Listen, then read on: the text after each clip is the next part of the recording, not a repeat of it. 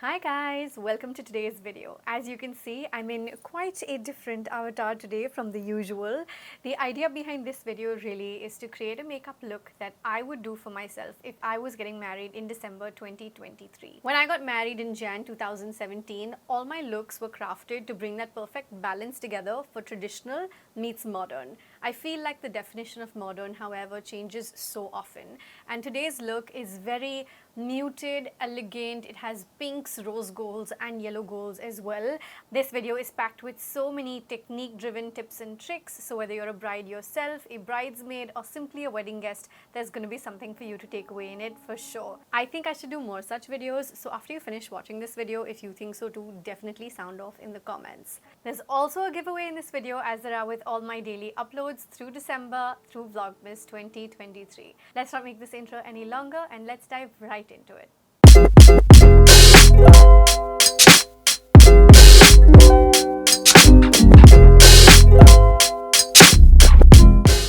Okay, so let's get started. It would be impossible for me to kick off any makeup routine, let alone a bridal one where I want my skin to look nice and healthy, very nice and juicy, without prepping my skin. To prep my skin, I'm gonna go ahead and use this 4-in-1 product that has been my favorite for a while and the world finally knows about it. This is Wearified's Step 0 Anti-Pollution Blurring Hydrating Semi-Matte Primer. This has all the properties of a moisturizer and primer in it, and I feel like anything you choose to use, even if it's not this, make sure you use a moisturizer and a primer that works for your skin. This has been formulated to work for all skin types. It also has SPF in it, so make sure you guys go ahead and check this out if you haven't already. You can be as generous or stingy with your base product as you like to be, but I like to be somewhere in the middle. I always start out with a certain amount and then build it up if necessary. Just massaging my skin. Don't forget about your forehead. Also going on my eyelid. As you massage this on your skin or any moisturizer primer, you should be able to feel your skin getting more supple, getting a little bit softer, but also at the same time firming up in a way that it feels supple but still feels a little bit firm to the touch, because that is really what's going to help your foundation sit there for long hours. You want to make sure that whether you're a wedding guest, whether you're a bride-to-be and this is your day, or anything at all, anytime you're looking for this heavy-duty glam kind of a look, you want to make sure that your foundation doesn't budge, and that's impossible to do without your skin being prepped adequately. I have mostly dry skin and a couple of newer oily patches that I found, and I feel like this works really well for me to just hold on to foundation, skin tint, even on days when I'm not wearing any base and just going in with concealer for like light makeup days. It still does the job so well. Can you see how it has blurred my skin out? I hope the camera is picking up on it right now. It just blurs your skin out, exactly like our airbrush powder does. I'm not going to try to make this sound like an ad, I promise. It's just that every time I wear it, I'm so excited to tell you about it. I feel like my skin feels really nice and supple but still firm now, so it's like softer but still like it would hold product really well. And with that, I'm ready to start the foundation. I've said this like 50,000 times, but the House Labs foundation has to be pretty much like the foundation of the year for me. I have fallen in love with it. It is such a beautiful formula. You can apply it on your hand if you don't want to go directly on your face. I'm just a quick one when it comes to this particular technique. For my skin to get a little bit more glow, you want that bridal glow from within vibe, I'm also throwing on some Charlotte Tilbury's Hollywood filter. Just applying one-ish dip of this. Don't go too hard with this particular product, because what it otherwise will do is make you look like a shiny disco ball. This is a good mix of both of these products together, and I'm just jumping in with blending. Don't forget to take your foundation onto your neck as well. Go as low onto the neck as you're comfortable with. I'm going to take it till around here just to try and get a more seamless flow going into my décolletage. And I feel like when it comes to the foundation, a lot of people just stay here. You need to hold your hair the way I'm holding it and blend your foundation into your hairline. This is what is going to give it the most natural look. Or should I say the most snatchural look? Scott Barnes' word. Even here, I'm just pulling it into my hairline. Your base is really not that complicated. It doesn't have to be. I understand that a lot of people get intimidated by it. And I also understand a lot of people struggle and get confused with how to match their shades. And once you kind of just practice a little bit and get into it, you will be able to do it just right. I promise you. It's just that you have to practice, and don't match your shades to like your wrist and your your hand, any part of your hand. Always match your foundation while buying it here on the side of your jaw.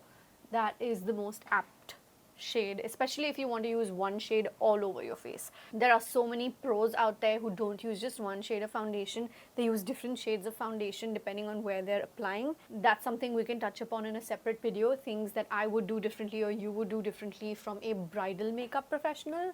But that's just something to consider, that you patch test it here for the shade as opposed to anywhere else. Can you see the way my skin is glowing?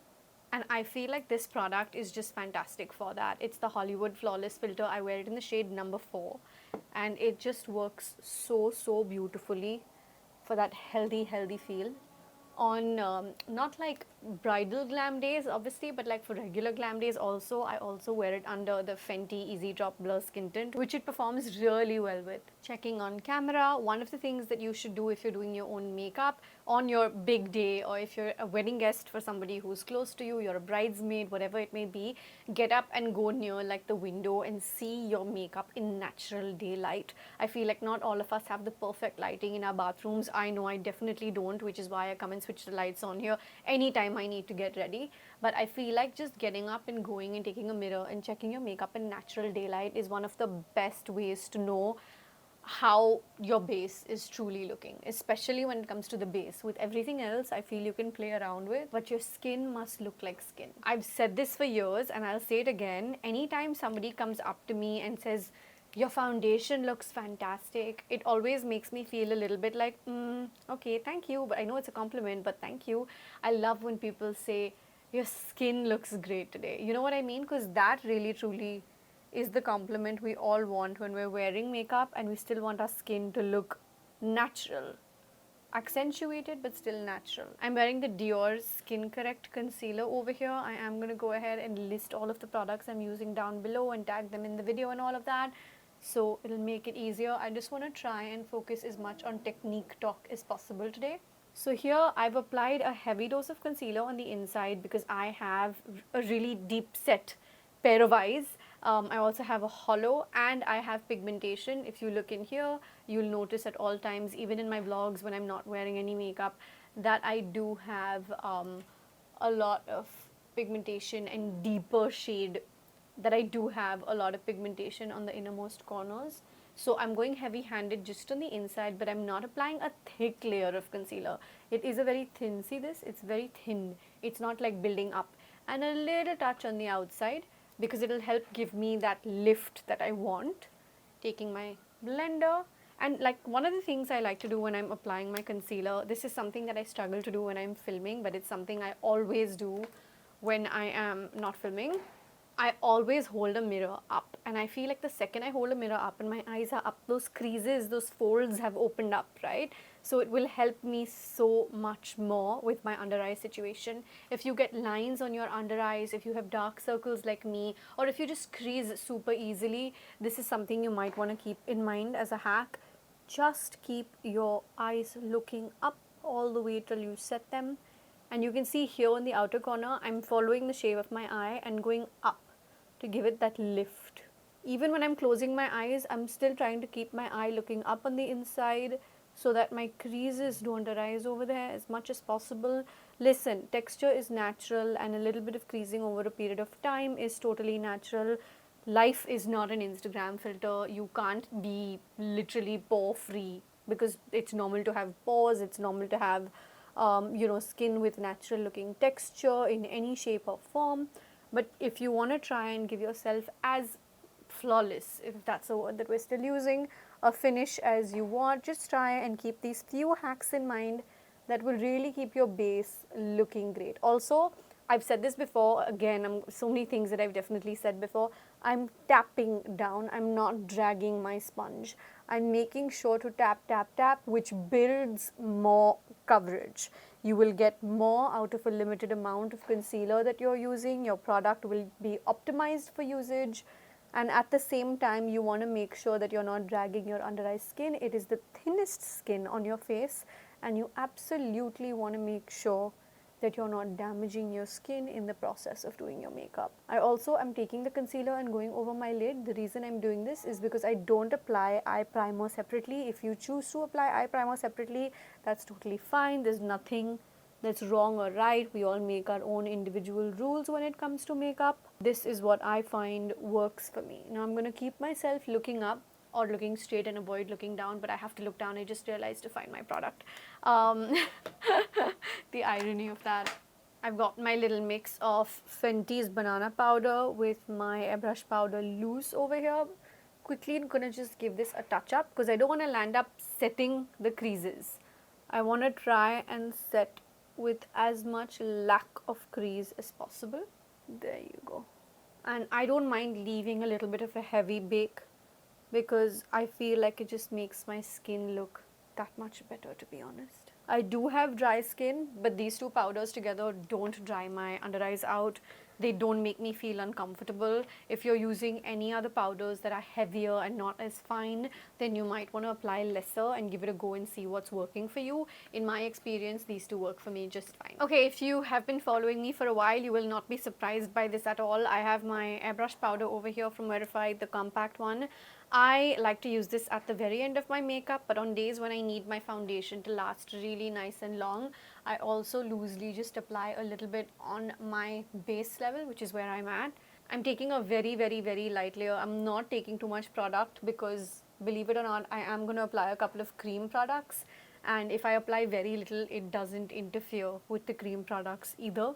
It's just going to help keep my base absolutely intact. As I was doing that, I realized that I prepped my skin, but I didn't prep my lips. So let's do that really quickly. Okay, I did do my brows a couple of days ago, but I am seeing a couple of random hairs. So give me a second while I quickly pull out any extra hair. Should have and could have done this for sure before applying my base. But it's okay, you just gotta do what you gotta do. I didn't wanna just have it sitting there to bother me because I only just noticed it. Okay, you might see some creasing on my lids, and don't worry about it, that's totally fine. When we go ahead with eyeshadow later, it'll fix itself, so it can just stay there like that for a little bit. Let's go ahead with brows and eyes and then do face. I have my very trusty and very favorite goof proof powder over here. This has gone on to really become my ride or die over the last, I would say, 5 to 6 months since I got my hands on it. I love that you can use this for a natural look, or you can go ham as well. Both my brows are differently shaped. They have different levels of hair density. So I have become more and more particular about detailing my brows over the last year than I ever have been before. I'm sure you guys have noticed at some point, but also sometimes this brow just lifts itself up involuntarily and I don't know how to control it. So I try to match them as much as possible so that, you know, they're not gonna look like twins, but at least they should look like sisters, not cousins. That's the goal for me. I go into such concentrating mode when it comes to my brows. Okay, I'm not gonna set this down yet. I'm gonna do the other brow, try to match them to the best of my ability, and then set them. Okay, and with that, I feel like I have tried my best to match the brows. The arches are a touch different because that's how they naturally are, and if I completely change the shape of one to match the other, it's going to be a nightmare, which I'm going to try and avoid. Next, for my brows, I'm going to take up some Fluff Up the Brow Wax, which is from Benefit, which is one of the best products out there to hold the brows in place. They don't budge, they literally just hold the fort so well. And while the product is white, it obviously goes on transparent. I'm looking at my face on the screen, and barring the bake, I do feel like my skin is looking really nice. It's looking semi-matte because I've applied very little airbrush powder, but it's also looking like healthy and glowy. We're going to go ahead and do the face after. Like I said, let's go ahead and knock off the eyes first. Now, I love the new nudes palette. The Huda palettes are just an absolute gold standard of their own in my eyes. When I actually got married, I had a green eye going on, which was done really nicely in a way that it didn't look oh so green. It was a little smoky styled green, I would say. But I feel like if I was getting married today and I was doing my own makeup, which I definitely would do, I think, I would opt for something that had a sparkle, yes, but I would also like something that is elegant and timeless. And I'm wearing a pink outfit today, so kind of sticking into this theme. Let me just get my brushes. You know what, before we apply some huda, I feel like I want to give my eyeshadow a little bit of a base in the pink nude zone. This shade is called Hottest from Hindash, and you've seen me wear this before. It's a lovely shade. What I'm gonna do is not jump directly into powder. It's a beautiful shade, as you can see, and you don't need too much of it, which is fantastic. Sorry, I'm like dropping things next to me. Taking the clean side of this brush I have and just leaving it as a base. This formula of the Hindash multi-use tints is fantastic. You can apply it as blush, you can apply it as eyeshadow, you can even wear it on your lips as a tint, and you don't need too much, which is fantastic. Because I'm working with a cream, I'm applying feathery strokes and not necessarily just pressing down and dabbing. It's a hybrid of how I would work with a cream and a powder. But it does dry down kind of dewy matte, if that makes sense. Just gonna try and match the shape a little bit. Okay, so now we're going in with the Huda palette. And in the Huda palette, there's this beautiful, there are many beautiful nudes to be honest, but I feel like I want to kick off with Tickle. Tickle is this nudie mauvey tone, a little bit of fallout. Let's not villainize fallout, I always say that. And this kind of operates almost as if you're setting the Hindash one down because you're applying powder over the cream, giving it a very gentle wash. I know some people prefer to start with eyes and then go to face, and like I said, there really is no right or wrong, whatever works for you. I feel like because I'm wearing something that's like baby pink, it might be nice to go in with Spanked, which is a slightly deeper pink, to use it kind of like a smoky but not entirely a smoky, because it's not like black or whatever, just to deepen this outer socket. Don't go in with a V. I'm not doing the traditional V, which we've done in the 2013s and 14s and that whole era. I'm just taking my brush in circular motions and trying to lift my eye up. Personally, I find this easier to do on my wrong side in the sense I'm a dominating right hand, so I find it easier to do on my left, but try and do it on your right in a way that you're not V-ing it, but you're still defining the outer corner. And going into this socket area, and then of course going over here under the brow bone to kind of like deepen the arch just a touch. And this little bit of a spill I've had over here, don't worry about it, you can clean it up with concealer later. Like I said, find it easier to do on my left than I do on my right, this particular step. There you go, just soft circular motions. Clockwise on my skin, but it's anti-clockwise when you look at it, if that makes sense, because with a mirror in front of me that can be a little bit confusing to say. But I'm going in this direction on top and in this direction down below. Looks like I'm trying to do a dance choreography over here, but you get the picture. See, I feel like I find this side so much easier to do and lift, whereas I know on this side I always land up spilling a little bit on the lower end. What would be really nice to do is to take a clean brush. I'm gonna go into Secret and a little bit of Play. These are both nudish tones that will work really nice for matte highlighting your brow bone, and just take it all over and blend it with where your last eyeshadow has been left. Just diffuse the edges, soften it all, because you don't want it to look like you know, sharp and weird. Joining up the shadow over here and just letting it become one unit as opposed to a few different shades sitting there. Over here, if you're using the same combination from the palette, make sure your ratio is 2 of Play and 1 of Secret, as opposed to the other way around, or a half and half. I'm saying that because Play is a little bit more nude, whereas Secret has that tinge of pink mauve in it. So you want it to be more neutralized and just a touch of the tint. Sometimes I think I sound too technical when I'm saying these things, but also there's a part of me that's like, okay, no, maybe if you do get the exact same palette, you'll understand when you try this look out. Bridal makeup has changed so much over the last 10, 20 years even. We want things to look natural, but we still want to look glamorous.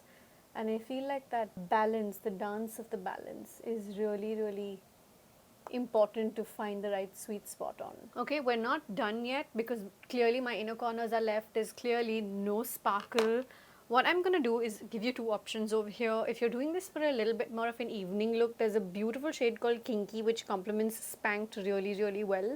And I feel like it would make for a really nice sit in between. But since I feel I'm more likely to do this in the day, I'm going to take Boy Tears from Hindash, which is a beautiful champagne gold kind of a vibe. I'm going to take a number 10 brush from Wearified and just pick up some product on it instead of taking the brush all the way. I want to just start out with a little bit of product and then build it up. Ah, can you see? Just a touch of it changes things. And I'm going to pull this not just into 1/3 of my inner corner, a little bit towards the half mark. We'll blend that, don't worry.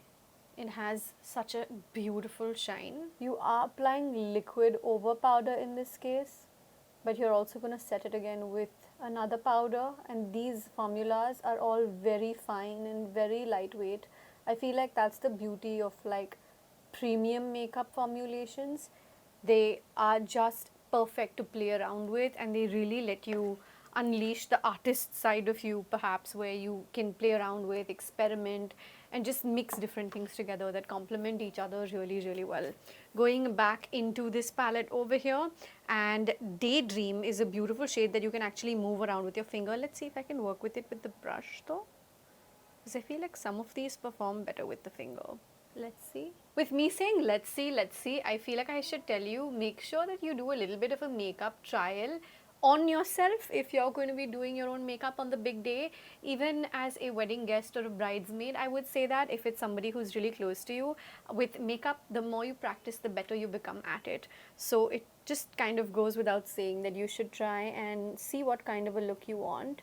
I had two of my friends that I was considering for my own wedding makeup, and even though they're both very close friends and they had both done my makeup several times in the past, we did do trials with each of them just to see who would get that, you know, that look that I wanted to vision, my vision to reality a little bit better. And actually, I think they both did it just as well, not to say one did it better than the other.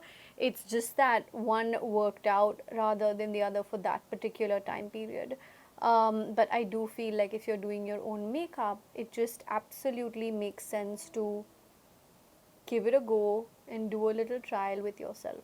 My sister-in-law, who is a makeup artist, who wasn't a makeup artist when she got married, did her own makeup for her wedding functions as well, and she also did trials with herself just to see that she was, you know, bringing the look to life just the way she wanted. I feel like this is giving me that inner socket pop the way I want. Moving my face in different ways to see whether the light is catching all of it right and whether they're looking even with the light being thrown at them. Okay, time to wipe that bake and get into the lower part of the eye, the under eye area. You know, sometimes when you take the bake and just do this back and forth, gently of course, see it kind of, I won't say erases, but kind of erases this fallout area. If it was really bad, I would have taken some concealer and just kind of, you know, concealed that. But I feel like when I'm taking that bake and wiping it across, feathery strokes of course, it just gives more of a lift. That shape of the upward strokes we've used gets like, it enhances that space. My hair looks like it's everywhere, but we're gonna get to it. Okay, I have a confession to make. When it comes to my eyeliner, I do sometimes get confused whether I want to opt with the traditional full black, whether I just want to leave the outer corner wing, whether I want to do even brown liner, for example, for day wear, which is just fantastic. It's a fabulous option. So I'm thinking about what to do on the liner at the back of my mind while we do this step. I'm taking a little bit of Spanked on brush number 11 from Wearified. We have eyeshadow brush sets as well, just in case you did not know that. And I'm very, I won't say generously, but like roughly giving myself the definition closest to my waterline and leaving my 1/3 bare. This inner 1/3 I'm not touching. And of course do the same thing on the other eye. And then I'm just gently connecting this into the eyeshadow we have on the lid. Just a soft connection is fine. I did consider doing the, the all black, very desi look, the look that Kareena Kapoor actually had makeup wise in the Masaba campaign that recently went live. I'll post a picture over here. I feel like that is a really, really fantastic look. And if you want me to do that on like shorts or come back here and do a detailed tutorial, go ahead and sound off in the comments and let me know. Today's idea is just to keep things very gentle, but at the same time, as much as I typically don't like to use kohl, we are going to use some kohl today because I do feel like it adds a really beautiful amount of definition to the eyes, and your eyes photograph beautifully when you have at least a little bit of kohl going for it. Just tight lining, not going on the outer side. All over when it comes to the upper waterline, and on the inner waterline, I'm just taking it, leaving out that 1/3 just the way we did with the wash of shadow. This is going to make it look a little less traditional, a little more contemporary. There you go. And again, I haven't gone all the way in with the kajal till my innermost corners, trying to make the look more day vibe, trying to make the look have the essence of traditional things, but at the same time a little bit more modern and contemporary. It is time to get into the eyeliner, and I was thinking about what to do, like I just mentioned to you.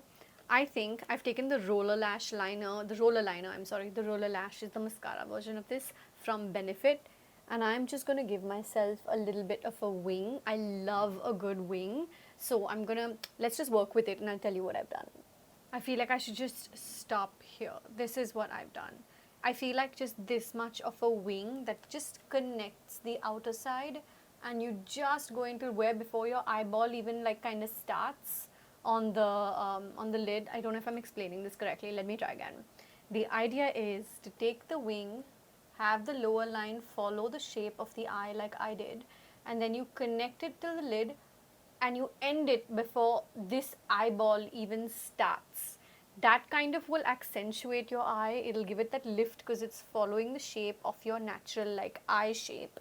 And at the same time, it won't over define your eye. If this is a day look or an even early evening kind of a look, it will look so nice. We're obviously going to add mascara and lashes, but just even this much gives it such a beautiful soft definition that doesn't look too much. Sometimes when you put too much eyeliner, it can age you, and you want to try and make sure that you do things that are appropriate for you and that will look timeless even 30 years at your 30th wedding anniversary when you look back at your wedding pictures. So I feel like that's just something to keep in mind. I'm gonna stop breathing because I've realized I do that when I'm doing my eyeliner and do the other eye. I don't know if you can tell on camera, but my hand shook a little bit over here and my wing is not as sharp as I would like, but don't worry, it is very simple to solve those problems with Q-tips. All you gotta do is take your Q-tip and wipe off that extra tip. You can do this with some makeup remover as well, but I don't want to spoil my eyeshadow. So I'm just adding a little bit more of spank over here where I had to wipe off. I'm not cutting this out of the video and showing it to you because I understand and know that even someone like me who does makeup pretty much for a living, your hand and human errors can kick in, and that you can correct them because it's makeup is meant to be had fun with. There you go. It's so funny because when I look at my eyes like this, I'm like, oh, minimal wing, and then I want to be like, should I just go in and fill it up? And then when I fill it up, I'm like, should I have left it at a minimal wing? Okay, we're gonna apply mascara next. And after we do this mascara, we're just gonna let it sit for a bit and come back for lashes later. This Jacqueline Fernandez and Color Bar mascara is absolutely fantastic. I feel like they have a great formula going here, and it's very easy to work with on like your lashes, your upper lashes as well as your lower lashes. You want to make sure, especially for a look like this in a day like this, your lower lashes are being done with a smaller wand. Sometimes thicker wands stain your under eyes, and you don't want all the work and effort and mehnat you've put into your lower lash line. She says that as she smudges a little bit of mascara on her lid. It's okay. Mascara, always let it dry down and then wipe it. You don't want all that hard work that you've done on your under eye to go for a toss. So try and use a mascara with a thinner, smaller wand. It's just easier to work with that way. Let's do the lower lashes a little bit later, towards the end.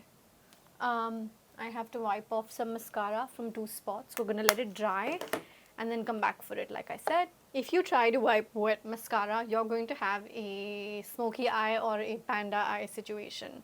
So please make note. This one is really tiny.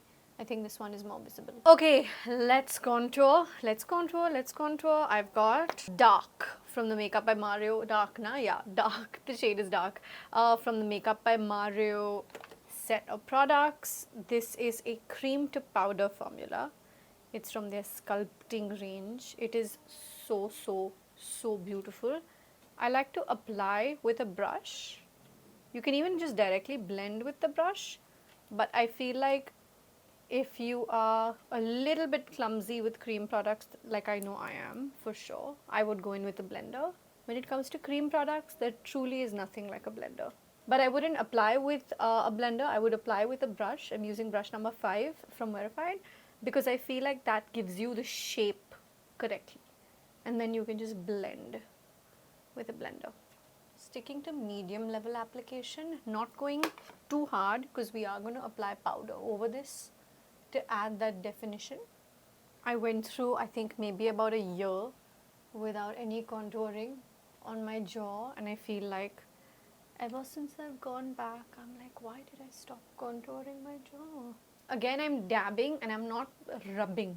Some feathery strokes here and there is alright. Let's apply some liquid blush and then we'll get into the powder products. This is like a lot for the Rare Beauty liquid blush that I've used. Make sure you use the different side to the beauty blender, to your sponge. Don't use the contoured upside.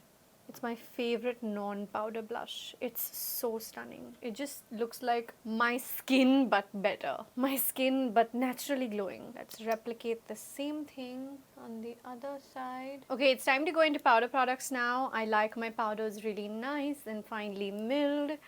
Using black coffee over here. The definition it gives in just that one go. I'm not going to build it up crazy because here's the thing, you want to contour and sculpt and all of that, but you also don't want like the Kim K level contour, unless you do, which is totally fine. I just feel like you want to still have your skin look natural, so we're going to stick to this natural zone instead of going too hard, because I feel like then that way it stays classic, no? Otherwise it's just going to look trendy, and I feel like I'm more of a classics person. Some black coffee here too, obviously. The technique that I want to suggest is that you pull your hair, like hold your hair rather, and just go all the way to where your hairline starts. This will really truly give that natural shadow effect to your face, which will make it look like a really nice contour. It won't even look like makeup. It'll look like that's just how the shape of your face is. See, just pull it in on both sides. And then I'm going to go ahead and do the same thing on my jaw, entire jawline. And I'm going to go all the way till under my ear, because if you're going to be contoured till here and then this is not going to be, it's going to look really weird in pictures. And while my regular tutorials might maybe not mention that detail, if it's your bridal day, like you're getting married or you're going to be a bridesmaid and you're going to get photographed from all the angles, you want to keep those details in mind. So I'm not pressing here, I'm just doing left and right strokes. You can pull it a little bit down so that it looks like a natural shadow and not just one dark line around your jawline. Again, it'll photograph well. Now when it comes to blush, there are so many blushes that I own and have and love, even from other brands, but I promise you there is literally no shade that does it for me like Cashmere Rose. I think this is band number 2 or 3. I can't keep up anymore because I've also gone between so many samples. I love what Cashmere Rose does to my skin, for my face. It is just it's going to set down that Rare Beauty liquid blush, it's going to hold it down, but it's still so finely milled that it's going to let that dewiness still come through. It's not going to go flat because it's matte. I love that you can just apply a little bit and you will still instantly see the color. It's a very buildable formula. Blurs out your skin, as you can see. I always say this when it comes to blush, and not just me, a lot of pro artists say this, a lot of people say this. Blush, no matter how good you are, whether you're using Gucci, Armani, YSL, Estee Lauder, Wearified, MAC, it could be anything. Blush will always be the first makeup product on your face that you will see move away. What I mean by move away is not that it'll move to another part of your face. What I mean by that is that you will just see that the blush color dying out first before anything else. Our formula definitely is a little bit of an exception to that, but even then so, it is blush. This part of your face moves a lot. I always apply a little bit extra blush than I intend for the final look to have, for two reasons. One is because I just mentioned it's the first to move away, and second because I am going to apply some airbrush powder all over my face, which will blend it up even more beautifully and lock it in place. So a little bit on your nose also is really not a bad thing. It'll just tie in that pink story really, really well. Don't worry if you feel this blush is too much, you don't have to apply this much. This also you will see me dilute with airbrush powder in just a second. I'm gonna take that Q-tip and wipe off the mascara accidents we've had. It's super easy to wipe off your mascara once it has dried. I can either leave it as is, and if you're a little bit finicky and particular like I know I am, I'm just gonna go back in with a little bit of eyeshadow and touch it down so it gets evened out. What's left? Your mascara on the lower lashes, your lashes, like your false lashes, and some lipstick. For the falsies, I have So Her over here from Wearified. We have like super light, medium light, So Her, and then something more glam and something more heavy. We have 5 different variants, let's just say. I'm always trying to give you updates or tell you if you don't know about something, but at the same time, so careful about hoping not to sound like an ad. I'm gonna just quickly apply some glue on the lashes and let them sit for about 10ish seconds before we apply them. You want to make sure you apply a little touch of extra glue on the innermost corner and the outermost corner, because that's where most people start to feel and see lift off from, which you don't want on your big day, obviously. I'm just gonna let it sit here. Sometimes I love getting a new lash and then cutting it in like not half but like 2/3 or 1/3, and then just wearing those parts on the outer side, obviously not on the inner side. Only on the inner side would look really weird, but only on the outer side actually looks really, really bomb. Maybe I should just cut this one. Now I'm gonna let the second one sit, and in the meanwhile we're gonna go ahead and apply the first one. You can do this with a tweezer if you're more comfortable. You can do this with your hands. You can do this whichever way you prefer. I need to go obnoxiously close to my mirror for my lashes. I love to take the angled brush and just kind of press things down. It's so gentle, the perfect tool. I do have tweezers, but I feel like this gives me more visibility. It's just more gentle. And I'll show you what else I do with this as well then. Taking the other lash.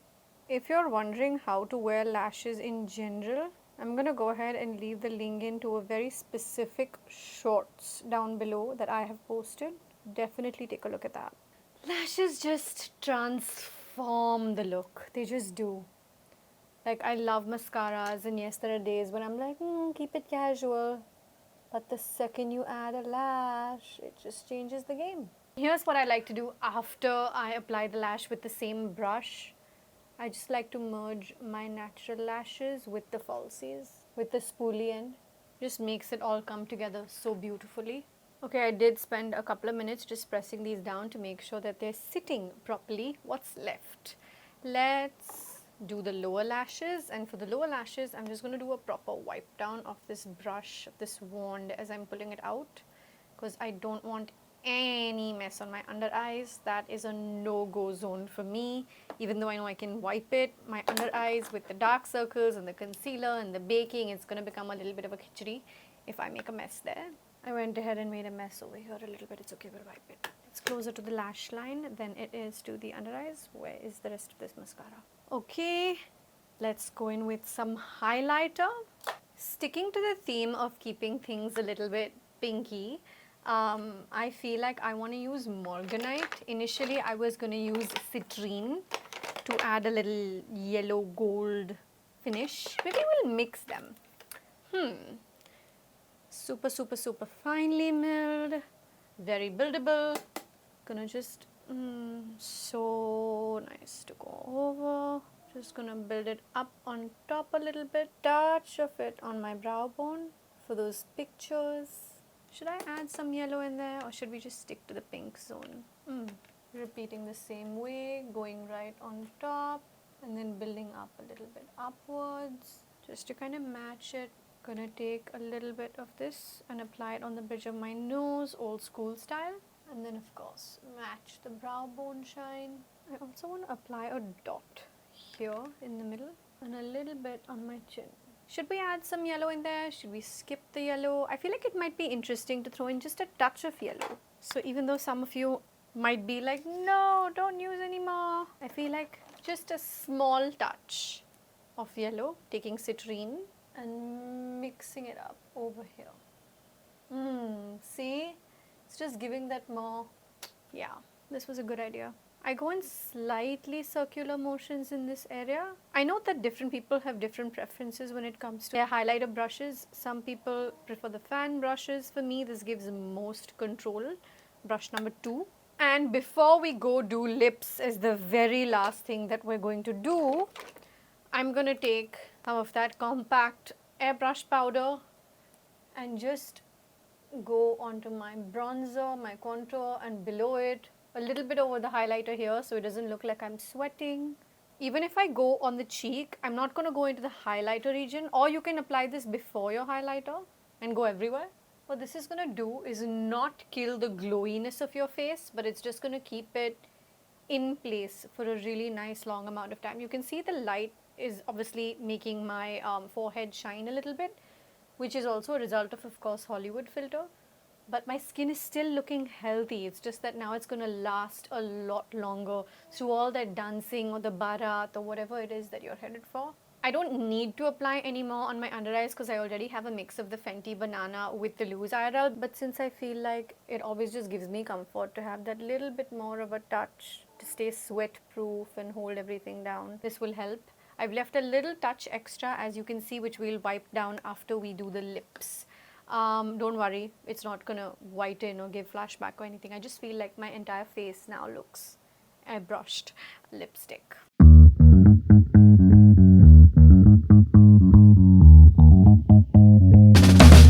My mind is like really like all over the place, but I'm really enjoying this. Wiping off that lip oil. Perfectly prepped for any lipstick I'm about to apply. I've mentioned this before somewhere, I'm sure, but I'm really impressed with the Mars lip liners. I've got Nude Spell 08 that looks like it'll be really close to the lipstick I've chosen for myself. Let's go in. I'm gonna take a brush and just blend this down so it doesn't look hard and harsh with my lipstick. Now, even if you wanna actually finally have a glossy look, I'm gonna ask you to please first apply a matte lipstick that will hold on to the base really nicely. Glosses, no matter how amazing, plush, luxurious, anything they are, they will not sit on your lips all night long. When you drink some water or you eat something, they're going to get wiped away. That is the nature of the product and the way the formula and the texture is, point blank, period. You want to make sure you have a lipstick underneath just to make sure it holds fort for that pigment and that suddenly your lips don't look like you didn't apply anything at all. Just figuring the shape out really quickly for a second. I just wanted to make sure that the left and right of my lip match to the T, especially on the upper lip. I'm super particular. Where's the lipstick I selected? Yeah. So for the lipstick, I am going ahead with Pink Hot Cocoa from Wearified. Super opaque, one-stroke application. It's going to be a quick job and it's going to last on your lips all day long, whether you sing, dance, eat, drink, everything. Time to wipe off that excess. You can go ahead and use a dewy setting spray or whatever setting spray you prefer over here. If you want, I'm just giving you this as an option, you can even add some of that liquid product that we use, Boy Tears, or even the shimmery one, and pull it down lower. I'm leaving mine to a little bit more of a classic finish, but if you want to play around a little bit, those are some ideas for you. A little bit of that excess mascara is being wiped. Double checking my lashes. Always double check your lashes, and whether you are a wedding guest or a bridesmaid or the bride yourself, please make sure to always keep your lash glue in your bag. You will thank me for that tip. No matter what, no matter how amazing your lashes are or how amazing your lash glue is, just always keep some lash glue in your bag, just for emergency. Tempted to add some gloss on this, or should we leave it in a matte finish? Let's add some gloss. Since I love the color and I don't want any different kind of a color, I'm just going to take some clear plumping gloss. This will tingle your lips just a touch because it will literally plump up your lips. I'm a matte girl, but I understand the fun of having a glossy lip.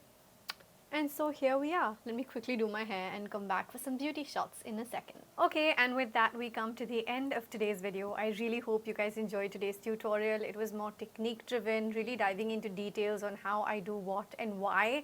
I created a look that I would do for my own nikah if I was getting married today. I've been married for almost 7 years at this point, and recreating this makes me want to get married to my own husband all over again. I hope I see you in the next video. Don't forget to participate in the giveaway in this one. Mwah! I love you guys so much. Bye.